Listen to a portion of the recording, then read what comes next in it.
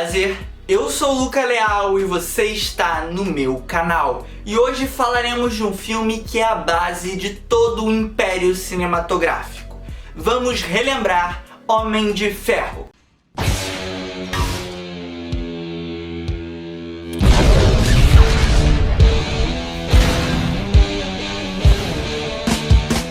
O longa conta a história do soberbo Tony Stark.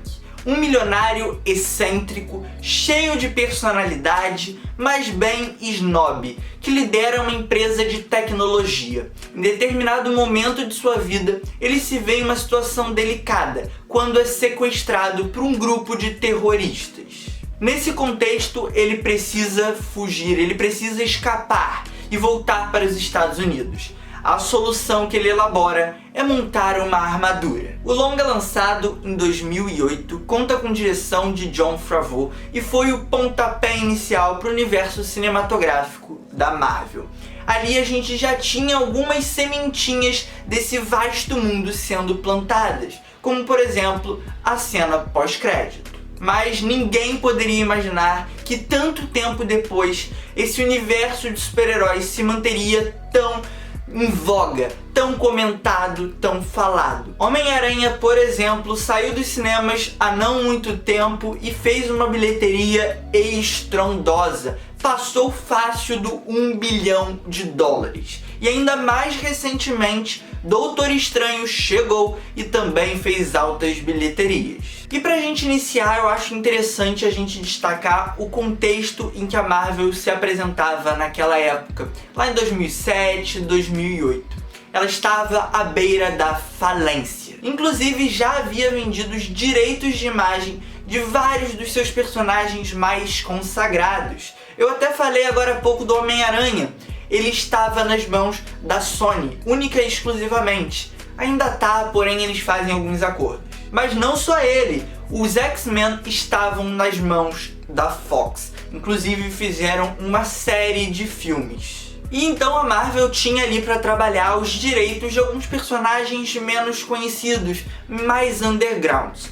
Um deles é o Tony Stark, é o Homem de Ferro. Ele era um personagem não muito conhecido. Sim, os fãs mais fervorosos dos quadrinhos sabiam quem era o personagem, mas ele não tinha uma base de fãs tão bem estabelecida. Havia uma ou outra história dele que se destacava, como por exemplo do demônio na garrafa, que foi citada 1 milhão de vezes aí pela internet, mas ele não tinha nem metade da força de um X-Men ou de um Homem-Aranha. E se a gente trazer para concorrência, ele tinha ainda menos força do que um Superman, do que um Batman ou uma Mulher Maravilha. E aí lá em 2008, com o lançamento de Homem de Ferro, tudo mudou.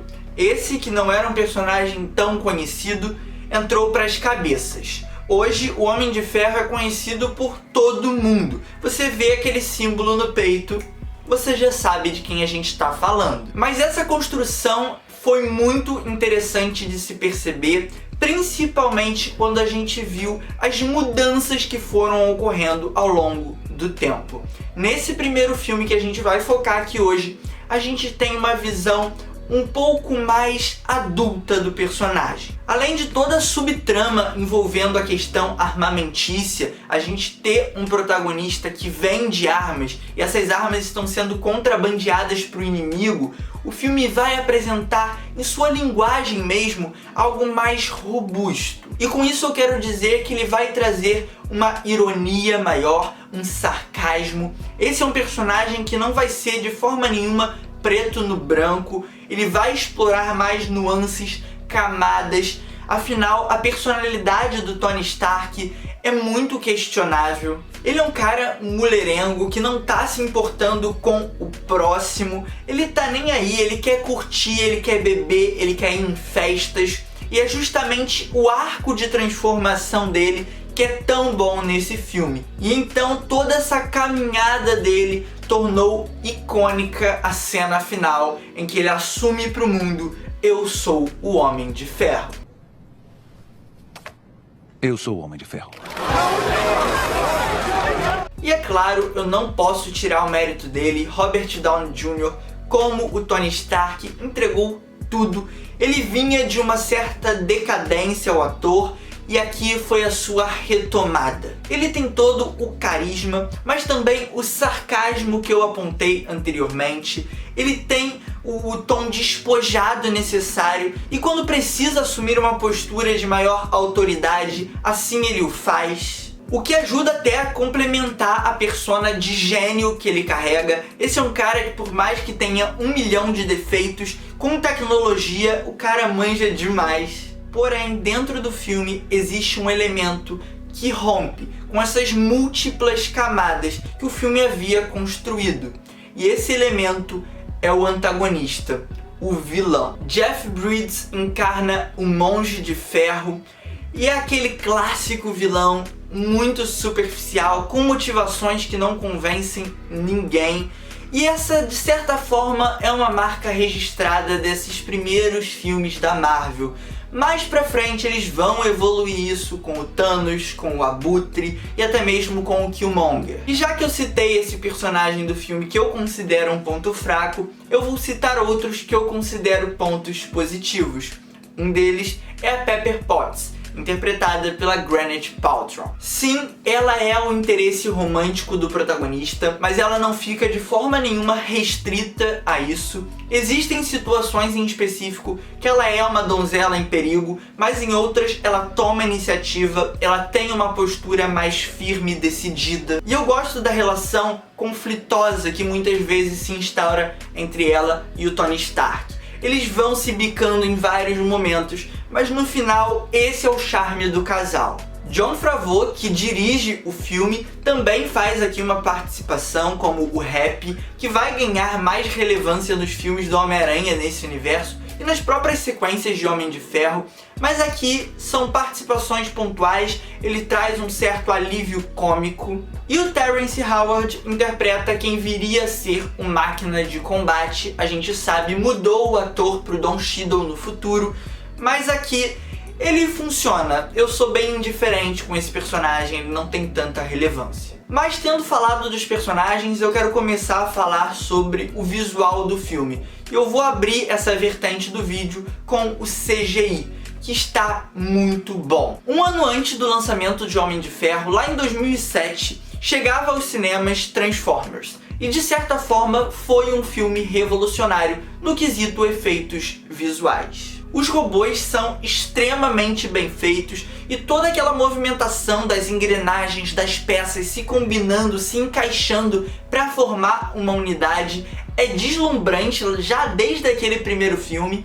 E aqui em Homem de Ferro eles pegam um pouco dessa bagagem construída por Transformers e usam de forma muito coerente. E eu digo coerente porque é um filme que sabe quando usar os efeitos práticos e os efeitos visuais computadorizados. Então, por exemplo, tem uma cena que o Robert Downey Jr. estica a mão e ele tá ali com uma luva. Aquilo ali é efeito prático, aquela luva é real. Em outros momentos, é claro, quando a armadura está completa, vai ser computação gráfica. E o filme faz essa dosagem muito perfeitamente. De forma, inclusive, que em certos momentos a gente fica perdido. Será que isso é CGI? É efeito prático? Não fica claro. A mescla é muito bem feita. Isso é um mérito do filme. Mas além disso, o Jon Favreau incorpora ao filme uma linguagem despojada, descontraída, mas ao mesmo tempo madura. Ele sabe como filmar determinadas situações, como festas, e como demonstrar traços de personalidade do protagonista. Não é um daqueles filmes que a Marvel vem fazendo ultimamente que visualmente parece tudo ser feito num estúdio fechado, em que a iluminação não tem um trabalho mais apurado, em que os próprios atores não estão interagindo entre si. É o caso do próprio Homem-Aranha Sem Volta Pra Casa, de Viúva Negra, em algumas cenas pontuais de Shang-Chi. Mas aqui em Homem de Ferro isso não acontece de forma nenhuma. Nós sentimos aqueles ambientes, nós sentimos a interação e a troca de todo mundo. Onde o filme peca é na condução da ação no terceiro ato. Lá eu já acho que não funciona tão bem. Não em aspectos de CGI, mas em fotografia, movimentação de câmera e enquadramento. Eu não sei se o Jon Favreau tinha ainda a mão que ele tem hoje para conduzir esse tipo de cena. E aí, ou fica escuro demais, ou fica apressada demais. Não são cenas visualmente apuradas, mas não chegam a ser cenas de ação mal feitas. Eu só acho que elas poderiam ser melhor trabalhadas. E até se o vilão tivesse uma personalidade mais marcante, uma motivação mais convincente, a gente passasse pano pra isso. Mas como não tem, a cena deixa a desejar. E com isso a gente já caminha para os finalmente do vídeo.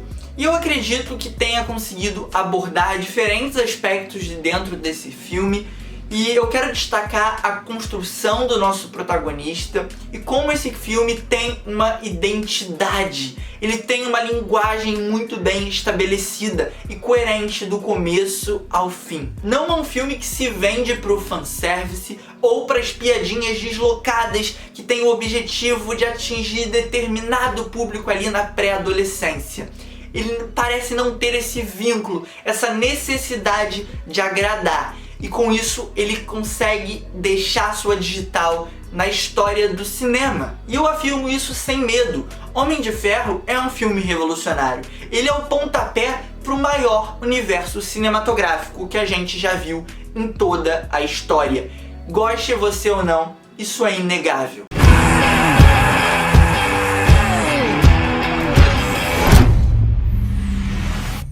Good luck keeping up. Mas agora é a sua vez de deixar aqui nos comentários a sua opinião. Me conta o que você acha de Homem de Ferro 1. Eu quero muito, muito, muito saber. E também deixa aqui sugestões de próximos vídeos. Você quer ver eu falando de outros filmes da Marvel? Ou você quer que eu saia completamente disso? Deixa a sua opinião, que é muito importante ter esse feedback, essa troca. Além do mais, deixa o like, compartilha o vídeo e se inscreve, ativando o sininho para todas as notificações chegarem até você. Um forte abraço, um beijo, valeu, falou e fui!